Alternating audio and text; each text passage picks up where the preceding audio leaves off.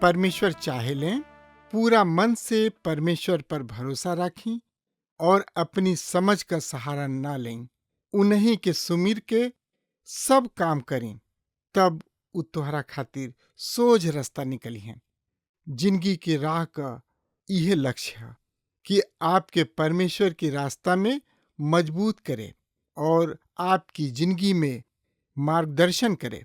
कृपा करके हमारे कार्यक्रम देखें और सुनें ताकि परमेश्वर आपकी जिंदगी का मार्गदर्शक ठहरें। यीशु का नाम सुखदाई, भजन करो भाई, ये जीवन दो दिन का।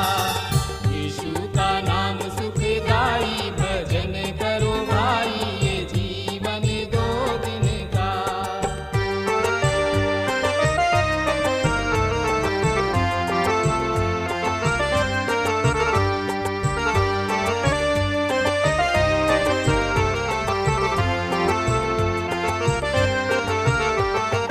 ई जिंदगी जैसे बहे बहरिया, ई जिंदगी जैसे बहे बहरिया, ई नहीं माँ उड़ी जाई, भजन करो भाई, ये जीवन दो दिन का। यीशु का नाम सुखदाई, भजन करो भाई, ये जीवन दो दिन का।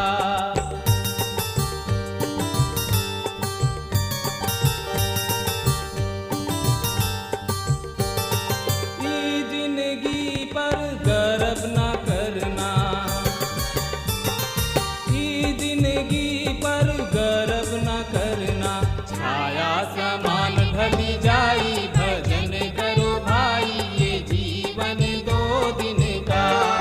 यीशु का नाम सुखदाई, भजन करो भाई, ये जीवन दो दिन का। पिछला संदेश में हमने के देखनी हजा कि कैसे और कौना कारण से प्रभु यीशु मसीह ओह लोगन के न्याय करी है जे पाप में आपन जिंदगी बिता रहल बा। और ओ संदेश में हमने के देखनी हजा श्रोता मित्र भाई बहन, सबसे बड़ पाप है घमंड। जेकरा जीवन में, जेकरा दिल में, जेकरा दिमाग में घमंड आ बसल बा, ऊ परमेश्वर के नजर में ठीक नहीं खे और ऊ परमेश्वर के साथ आपन जिंदगी नहीं खे बिता रहल। अगर वह जिंदगी में घमंड आगुल बा तो आज वे यही घड़ी निकाल के फेंक दी। काहे कि प्रभु यीशु मसीह घमंड से घृणा करलन और घमंड पाप है। दारू पिए से भी बड़ पाप है। एकर मतलब ई नइखे कहल गइल प्रभु नखन कर रहल कि तू दारू शराब पिया, लेकिन एकर उदाहरण देत प्रभु यीशु मसीह कहताने कि दारू पियाला से भी पाप बढ़ के है घमंड। हाँ श्रोता मित्र भाई बहन, और ये पिछला कार्यक्रम में हमके उपदेश की किताब के 15वां पद पर विचार कैले रही जा। अब ओकर आगे के पद के ऊपर विचार करब जा। जब उपदेश कहताने कि सब जाति पर यह परमेश्वर के दिन के आइल निकट बा, तो हम एकर अर्थ प्राचीन राष्ट्र सब के साथ साथ सब राष्ट्र के रूप में समझतानी, जौन की वापस अस्तित्व में आई और ओकर न्याय कल जाई।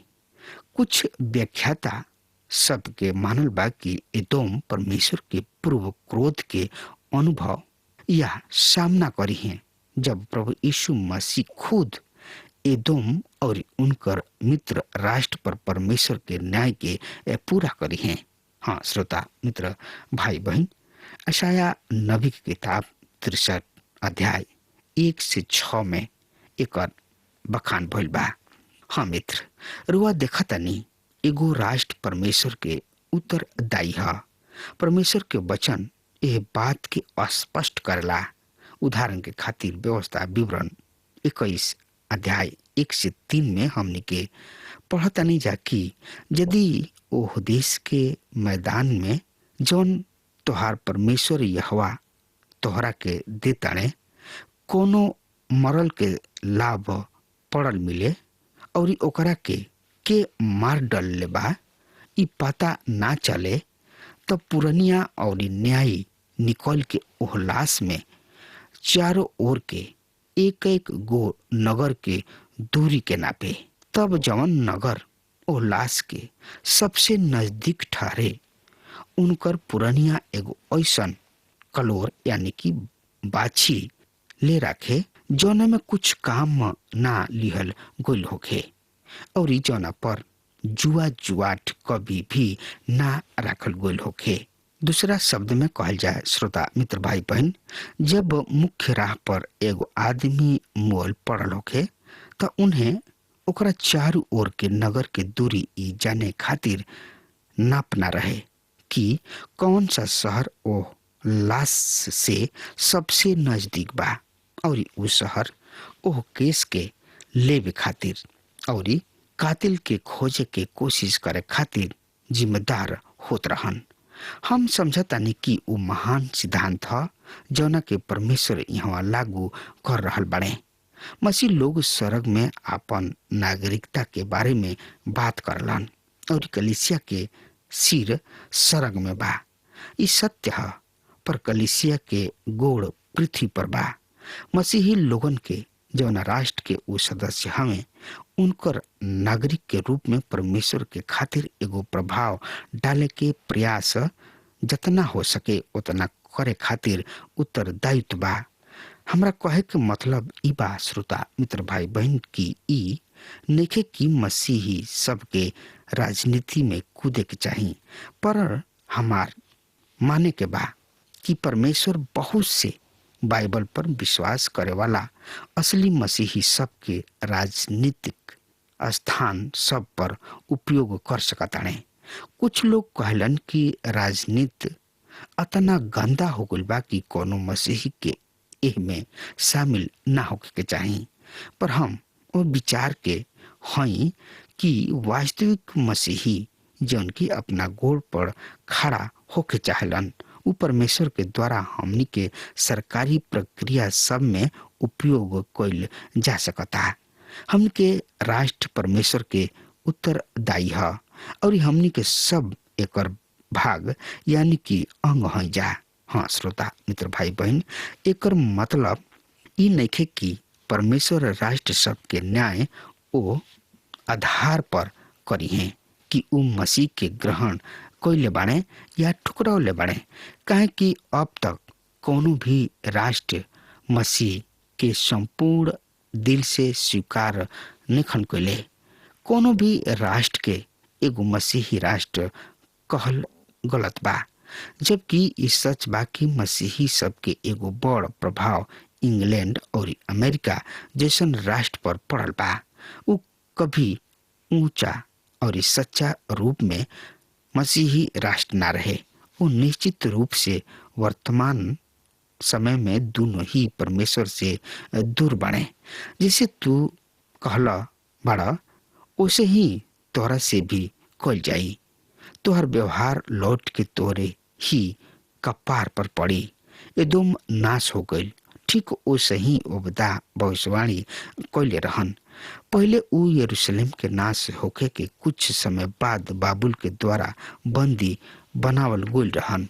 ओह काम के राजधानी अर्थात पेट्रा एगो अपराजय किला रूपी शहर के भीतर जासूस सबके भेजला के द्वारा उत्पादन कइल गइल। बाद में मुआबी सब एदोम के अपना अधीन कइलन और रोमी सब एदोम के नाश कइलन। जब वो यरूशलेम के 70 ईस्वी सन में नाश कइल गइल, उस समय में एदोम एगो राष्ट्र के रूप में संसार के दृश्य उजल हो गइल और अब तक उनका बारे में ना सुनल गइल। एदोम फिर से एगो राष्ट्र के रूप में जीवित हो गई या ना, ई विवादास्पद है और एकरा से रुआ के और हमरा के कोनो फर्क ना पड़ी। यदि एदोम लगभग सहस्राब्दी के दौरान रही तो हमरा खुशी हुई और यदि ई ना हुई तब वो हमरा खुशी हुई, काहे कि हम जानतन कि परमेश्वर खुद आपन योजना के पूरा कर रहल बने।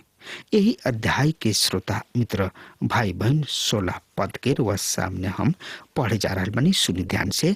इसराइल जैसन तू हमरा पवित्र पहाड़ पर हमरा क्रोध के प्याला पियला, ओसे ही तोहरा चारों ओर के राष्ट्र पीहे और लड़खड़ा के गिर जाइए, उनका अस्तित्व भी खत्म हो जाई। हाँ श्रोता मित्र भाई बहन, दूसरा शब्द में परमेश्वर एदोम के कहताने जैसे तू कैले बाड़ा ओसे ही तोहरो से भी कल जाई, तोहर व्यवहार लौट के तोरे ही कपार पर पड़ी। हाँ श्रोता मित्र भाई बहन, जौना के हमनी के व्याख्यात्मक न्याय कही न जा। प्रभु यीशु मसीह कहले जौन तू काम कैला ओसे ही तोहरो भी न्याय कल जाई, या जौन कुछ एगो आदमी बोएला उहे काटे ला भी। एदोम वही तरी से दुख उठाई हैं जैसे वो दूसरा के दुख देले बने। सब राष्ट्र इतिहास कि जैसे वो बहरी बर्ताव कैलन वही तरी उनका साथ भी भइल। ई ऐसन बात है जबकि खुद संसार के पूरा इतिहास में लागू भइल बा। पद 17 से 21 में उपदेश की किताब के दूसरा और अंतिम भाग में आवता। ई केवल कुछ ही पद के है और ई इस्राएल राष्ट्र से संबंध रखता। एदोम के खातिर ई विनाश रहे पर इस्राएल के खातिर ई पुनः स्थापना होखल है। छोट राष्ट्र इस्राएल सर्वशक्तिमान परमेश्वर के योजना में सटीक बैठता। हर एगो जन के खातिर एकर कोनो मतलब निके होत कि रुआ के हई, बल्कि रोमांचक बात ई बाकी परमेश्वर रुआ बारे में सोचेला ना तो रुआ कहीं के ना होखती। रुआ परमेश्वर के मन में रही। एगो बड़ सवाल ई बाकी का रुआ परमेश्वर के साथ चले वाला बने जा रहल बानी? का रुआ उनका साथ अनंत जिंदगी या अनंत काल में प्रवेश करे जा रहल बानी, या उनका विरुद्ध जाए वाला बानी या जा रहल बानी? परमेश्वर के योजना और कार्यक्रम पूरा कल जाई और उनका पक्ष में होके बढ़िया करी हैं। यद्यपि परमेश्वर इस्राएल के न्याय कलन, फिर भी वो एगो राष्ट्र के रूप में नाश होखे वाला न रहे। पढ़ी उपदेश 1 अध्याय 17 पद के। सियोन पहाड़ पर बचल लोग निवास करी हैं। सियोन पहाड़ पुनः पवित्र होई। याकूब वंशीय पुनः अपन अधिकार प्राप्त करी हैं। हाँ श्रोता मित्र भाई बहन, पर ओ समय सियोन पहाड़ पर बचल लोग रहन। संसार के खातिर उधार सियोन पहाड़ पर दिखल जाई। ये स्थान है जहाँ आज ई रुआ के और हमरा के दिखल गइल बा। प्रभु यीशु मसीह अइले और गलगथा पर रुआ खातिर और हमरा खातिर मारल गइले, अपन प्राण दे दिहले। ऊ ए पृथ्वी पर फिर से वापस आवे वाला बाणे। यद्यपि हमनी के बतावल गइल बा कि जैतून पहाड़ पर ऊ उतरी हैं, ऊ यरूशलेम में आवे वाला बाणे और ऊ सियोन पहाड़ पर शासन करत आई हैं। ऐसा हम विश्वास करतानी प्रिय श्रोता मित्र भाई बहन। और ऊ पवित्र स्थान ठहरी। आज वहाँ कोनो पवित्रता नहीं खे। ऊ परमेश्वर से एकदम ए तरी दूर बने जैसे कि वहाँ यरूशलेम पुराना शहर के अरब भाग में बा। आज वहाँ कोनो पवित्रता नहीं खे, पर जब प्रभु यीशु मसीह शासन करी है तब वहाँ पवित्रता हुई। मित्र याकूब के घराना अपना निज भाग सबके अधिकारी हुई हैं। हम यह व्याख्या के पसंद करीना। आज ऊ अपन निज भाग पर अधिकारी न हवे। ऊ अपना देश में बाणे। ई सच बा, उनकर एगो राष्ट्र ह। इहो सच बा, ऊ देश में वापस लौट आइल बाणे, पर ऊ परमेश्वर के ओर नखन लौटल और ई परिणाम स्वरूप ऊ अपना निज भाग सब के विषय में बहुत कुछ बा। उपदेश नबी की किताब 1 अध्याय 18 पद एक तरी से बता रहा बा, याकूब वंश अग्नि के सदृश होई और यूसुफ वंश एगो ज्वाला, एसाव वंश भूसा होई। ऊ ओह में आग लगई हैं और ओकरा के भस्म करी हैं। एसाव वंशीय एगो भी आदमी शेष ना रह जाई। प्रभु ऐसा ही कहले बाड़े। हाँ श्रोता मित्र भाई बहन, वहाँ एसाव के आखिरी न्याय हुई। हम विश्वास करतानी कि एसाव के घराना ही एगो राज्य है, जौन की यह पृथ्वी के अनंत राज में, जौन की हमनी के प्रभु और उद्धारकर्ता प्रभु यीशु मसीह के राज्य हुई। ओ में प्रवेश ना करी है। ऊ का बात है जौन की उन्हें वहाँ होके से वंचित राखेलन। दिल के घमंड अर्थात जिंदगी के ऊ व्यवहार जौन की परमेश्वर के बिना जिंदगी जिए के अपना क्षमता के घोषणा करता। प्रिय मित्र, यदि राउर निर्णय परमेश्वर के बिना जिए के बा तो रउआ न केवल अभी पर अनंत काल तक उनका बगैर जिए वाला है। उपदेश की किताब 1 अध्याय 19 पद एह तरी से श्रोता मित्र भाई बहन बता रहा बा, नेगेव क्षेत्र के लोग एसाव पहाड़ पर अधिकार करी हैं। सफेलाह क्षेत्र के लोग पलिस्ती देश पर अधिकार करी हैं। ऊ इफ्राइम देश तथा सामरी प्रदेश पर भी अधिकार करी हैं। बिन्जामिन कुल गिलआद क्षेत्र पर अधिकार करी हैं।